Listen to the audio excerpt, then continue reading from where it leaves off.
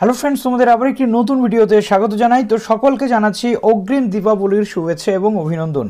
তো দীপাবলিতে সবাই খুব ভালো করে ঘোরো, সবাই খুব মজা করো এবং বাজি ফাটাও, কিন্তু একটা বিষয় খেয়াল রাখবে, অবশ্যই নিজেদের সেফটি মেজার্সটাকে কন্ট্রোলে রেখে, অর্থাৎ সেফটি মেজার্স মেনটেন করে। তো আজকের এই ভিডিওতে আমরা পিজি অ্যাডমিশনের এবং বিএড অ্যাডমিশনের 6টা ইউনিভার্সিটির আপডেট নিয়ে চলে এসেছি। যারা নতুন আছো এই চ্যানেলে, অবশ্যই চ্যানেলটিকে সাবস্ক্রাইব করে পাশে থাকা বেল আইকনটি ক্লিক করে দাও, যাতে সমস্ত তথ্যগুলো তোমরা টাইম টু টাইম এখান থেকে পেয়ে যাও। তো বিএড অ্যাডমিশন নিয়ে এই মুহূর্তে বড্ড চাঞ্চল্যকর পরিস্থিতি তৈরি হয়েছে, কেননা আমরা দেখতে পাচ্ছি যে একের পর এক টিচার্স নিয়োগের যে পরীক্ষাগুলো সেগুলো হতে চলেছে, যেমন টেট পরীক্ষা বলো বা এসএলএসটি বলো সেইগুলো। তো এখানে তোমাদের বিএড করাটা কিন্তু ম্যান্ডেটরি হয়ে পড়ছে, কিন্তু এর মধ্যে বিএডের ভাগ রয়েছে, একটা হচ্ছে স্পেশাল বিএড, একটা হচ্ছে নর্মাল বিএড।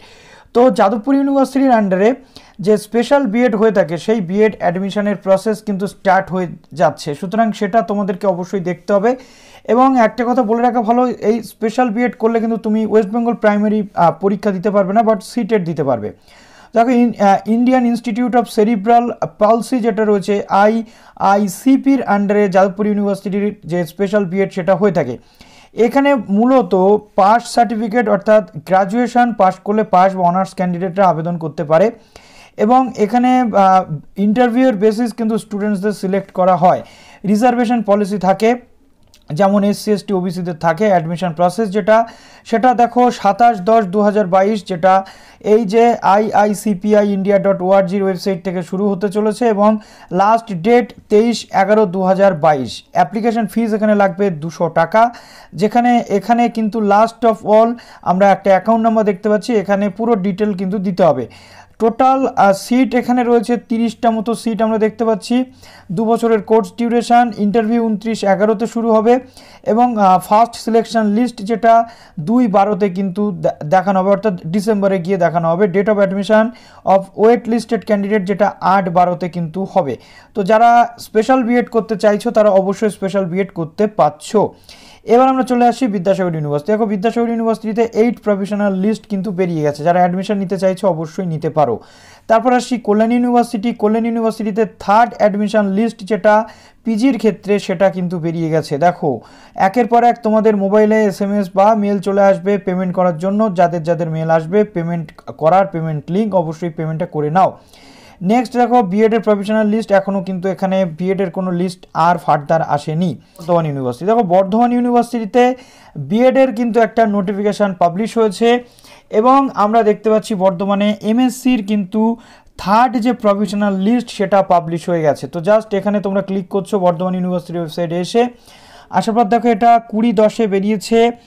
এখানে তোমাদের আইডি পাসওয়ার্ড দিয়ে পেমেন্ট করতে হবে 20 থেকে 25 তারিখের মধ্যে। যে সমস্ত স্টুডেন্টস এখনও পেমেন্ট করোনি তারা অবশ্যই পেমেন্ট করো, এবং ডিপার্টমেন্ট হেডদের কাছে পেমেন্টের রিসিপ্ট তোমরা পাঠিয়ে দাও।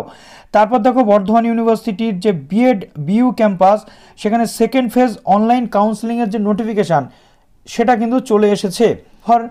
কাউন্সেলিং সেকেন্ড ফেজের যেটা চলে এসেছে, দেখো সাবজেক্ট ওয়াইজ এখানে দেওয়া রয়েছে UR র্যাঙ্ক, অর্থাৎ যেটা তোমাদের ব্রড র্যাঙ্ক লিস্ট ছিল সেখান থেকে 5 থেকে 15 জুওলজিতে ডাকা হয়েছে, এবং এখানে তোমাদের SC STর যে র্যাঙ্ক ওয়াইজ ডাকা হয়েছে 2/11 আর দুপুর 2টো, প্রত্যেকেরই মোটামুটি একই টাইম রয়েছে। এই যে গুগল মিটে ঢুকে তোমাদের কিন্তু কাউন্সেলিংয়ে অংশ নিতে হবে, এবং এখানে বাদবাকি যে ইনস্ট্রাকশন সেগুলো দেওয়া রয়েছে, প্রত্যেকটা ডকুমেন্টস কিন্তু নিয়ে তোমরা এখানে বসবে। এরপর আমরা চলে আসছি রবীন্দ্রভারতী ইউনিভার্সিটি। রবীন্দ্রভারতী ইউনিভার্সিটিতে ফার্স্ট লিস্ট চলে এসছে ভিজুয়াল আর্টসের এবং অন্যান্য সাবজেক্টের, যেখানে 22 তারিখ থেকে 28 তারিখের মধ্যে পেমেন্ট কিন্তু করতে বলা হচ্ছে। দেখো, ফার্স্ট লিস্ট চলে এসছে ভিজুয়াল আর্টস, তারপরে এখানে under faculty of visual arts, under faculty of rectified list যেটা ফার্স্ট লিস্ট সেটা চলে এসছে, রেকটিফাইড মেরিট লিস্ট যেটা প্রিন্টিংয়ের ক্ষেত্রে চলে এসছে, রেকটিফাইড লিস্ট যেটা তোমাদের MFA বা অন্যান্য যে বিষয় সেগুলো রয়েছে। তো যারা এখনও অ্যাডমিশন নাওনি তারা অবশ্যই অ্যাডমিশন নিচ্ছ। এরপর আমরা চলে আসছি ক্যালকাটা ইউনিভার্সিটি। ক্যালকাটা ইউনিভার্সিটিতে মাস্টার্সে, অর্থাৎ MA-এর ক্ষেত্রে বা MCOM-এর ক্ষেত্রে যেটা আমরা দেখেছিলাম যে লিস্ট পাবলিশ হওয়ার কথা ছিল 23 তারিখ, কিন্তু লিস্টটা পাবলিশ হয়ে গেছে কিন্তু 22 তারিখে। দেখো, এই যে প্রফেশনাল 3rd সিলেকশন লিস্ট কিন্তু বেরিয়ে গেছে, এখান থেকে আসলেই তোমরা দেখতে পাচ্ছ, এবং যেমন যা তোমাদের সমস্ত যে documents, admission declaration, part B phase 3 admission notice যেটা পার্ট B, অর্থাৎ ফেজ M-এর শিডিউলটা একবার দেখিয়ে দিই যাতে তোমাদের প্রবলেম না হয়।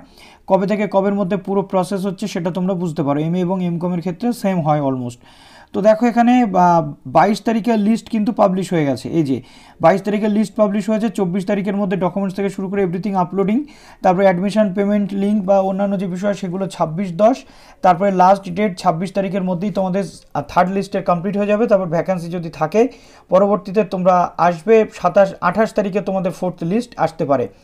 এবং এখানে এমএসসির ক্ষেত্রেও আমরা মোটামুটি দেখতে পাচ্ছি যে অ্যাডমিশন শিডিউল যদি একটু আমরা চেক করছি, এমএসসির অলরেডি থার্ড লিস্ট পাবলিশ হয়ে গেছিলো। তারপর এমএসসির ফোর্থ লিস্ট আসবে 26 তারিখে, 26 তারিখে ফোর্থ লিস্ট আসার পর 27 এবং 29 তারিখ পর্যন্ত ডকুমেন্টস আপলোডিং, তারপরে 27 থেকে 29 তারিখ পর্যন্ত পেমেন্ট বা অন্যান্য ভর্তি যেগুলো সেগুলো চলবে। তারপরে 29 তারিখ পর্যন্ত যে সমস্ত ডিপার্টমেন্টাল ক্যান্ডিডেটের লিস্ট, সিলেকশন লিস্ট, সেগুলো কিন্তু পরবর্তীতে আমরা দেখতে পাবো। এবং তারপর যদি আরও কোনো সমস্যা থাকে বা আরও কোনো লিস্ট থাকে সেটা পরবর্তীতে জানানো হবে। এবার ভেরিফিকেশনের একটা প্রশ্ন রয়েছে, তোমাদের 1 তারিখ থেকে ক্লাস শুরু হচ্ছে, ক্লাস শুরু হওয়ার সাথে সাথে ভেরিফিকেশন শুরু হতে পারে অথবা নোটিশও দেওয়া হতে পারে।